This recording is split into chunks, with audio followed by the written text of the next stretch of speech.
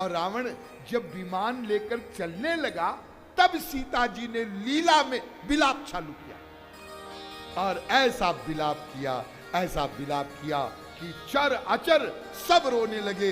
इस विलाप को जटायु जी ने सुना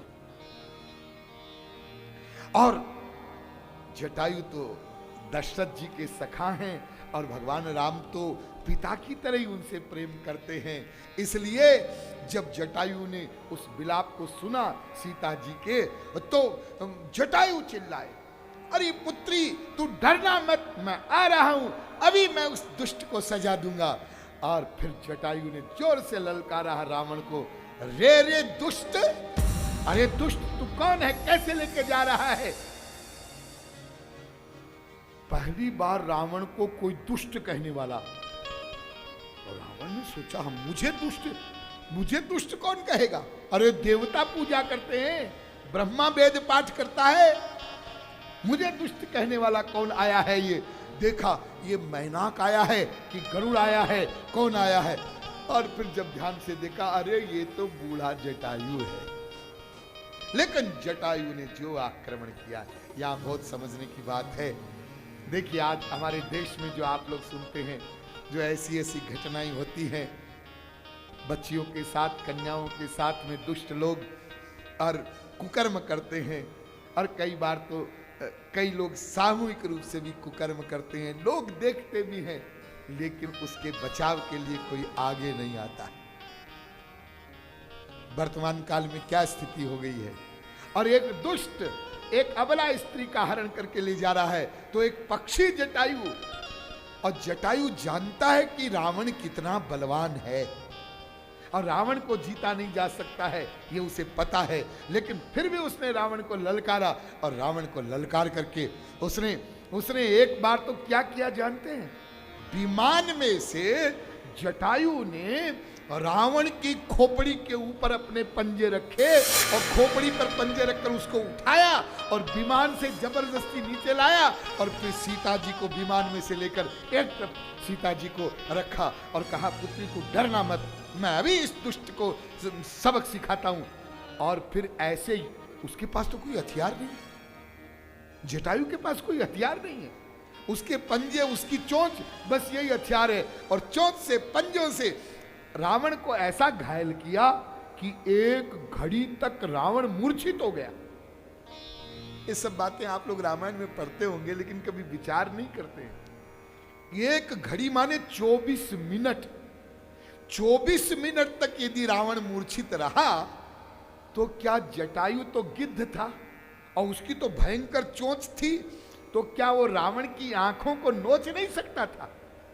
अरे जब मूर्छित पड़ा था तो रावण की आंखों को नोच लेता, वो अंधा हो जाता। लेकिन नहीं, जटायु ने रावण पर आक्रमण नहीं किया। जितनी देर तक रावण मूर्छित पड़ा रहा, उतनी देर तक जटायु इंतजार करते रहे। क्यों? मैं उस देश का पक्षी हूं, उस देश का पक्षी हूं जिस देश में युद्ध भी धर्म के अनुसार होता है। अब आज तो समय नहीं, बता नहीं सकते आपको ये भारत देश कैसा है। सोचो आप लोग, एक कहावत सुनी होगी आपने कि क्या, everything is fair in love and वार, ऐसा कुछ है ना अंग्रेजी में। प्यार में और युद्ध में सब चीज जायज है। हमारे देश में ऐसा नहीं, हमारे यहां तो युद्ध में भी धर्म है, धर्म क्षेत्रे कुरुक्षेत्रे। इसलिए धर्म है कि जब कोई योद्धा मूर्छित हो जाए, या बिना हथियार के हो, या असावधान हो, या शरण में आ जाए, उस योद्धा पर वार नहीं किया जाता। यह है इस देश का धर्म। जटायु कहता है भले ही मैं मर जाऊं, लेकिन कोई ये नहीं कह सकता है कि इस देश के पक्षी ने अधर्म से किसी को मारा। बाद में तो जब रावण उठा है, रावण ने खड्ग निकाला और जटायु के दोनों पंखों को काट दिया। वहीं धरती पर जटायु गिर गया। रावण सीता जी को लेकर आगे चला गया। इधर जब भगवान राम के पास लक्ष्मण जी पहुंचे हैं, भगवान राम ने कहा, लक्ष्मण, सीता को अकेली छोड़ करके तुम आ गए? मैंने कहा था ना, सीता केरी करऊं रखवारी। लक्ष्मण जी क्या बोले? राम जी कहते हैं, मेरा मन कह रहा है तुम इधर आ गए हो, अब सीता कुटिया में नहीं है। लक्ष्मण जी भी जानते हैं कि प्रभु को ज्ञात है, वहां आए हैं, देखा सीता जी कुटिया में नहीं है। और फिर तो भगवान ने इतना विलाप किया है, वो विलाप की जो कथा है वो मैं पहले आपको सुना ही चुका हूँ।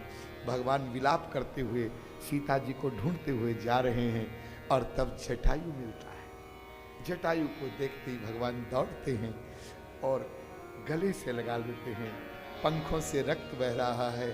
ऐसा दृश्य है, भगवान ने जटायु को गोद में ले रखा है और जटायु के पंखों के कटने से जो रक्त निकल रहा है, उस रक्त को अपने वस्त्रों से पोंछ रहे हैं, हाथ से पोंछ रहे हैं, गले से लगा रहे हैं।